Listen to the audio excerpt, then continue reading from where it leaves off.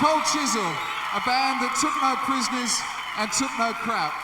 They created a collection of great songs that endure to this day and influenced a generation of other artists in the process. It's worth mentioning that of the 2 million albums Cold Chisel have sold in this country, over half of those have been since their final gig, The Last Stand, in this very room back in 1983. How many people were there? Yeah, a few of us, I think. Accepting this award on behalf of the whole band, would you please welcome 3 former members of Cold Chisel, Steve Prestwich, Phil Small, and Jimmy Barnes.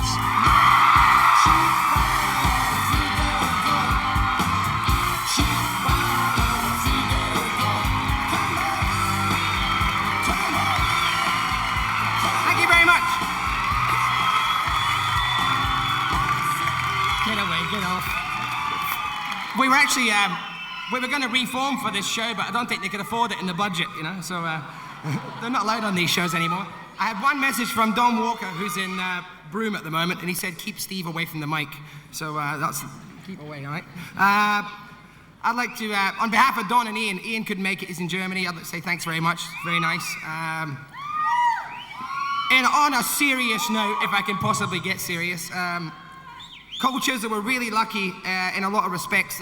Number one was the fact that no record company would touch us for about the first 4 years, and gave a band a good chance to develop and get a good sense of us against them, basically. And I think there's a lesson to be learned in there for a lot of young bands and for record companies not to exploit talent too young and to, you know, nurture it. Number two, we're also really lucky to be a part of the Australian music scene at a particularly healthy time when there was great rock and roll bands around. The likes of AC/DC, The Angels, a band called In Excess, which is starting up,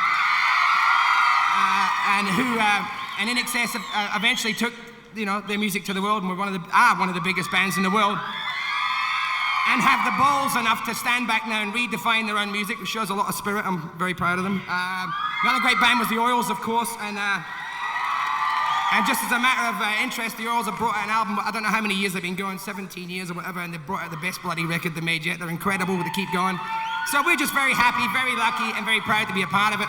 And I think Australian music in that period only reflects the public, and if the bands were great, it's because the public was great. Thank you.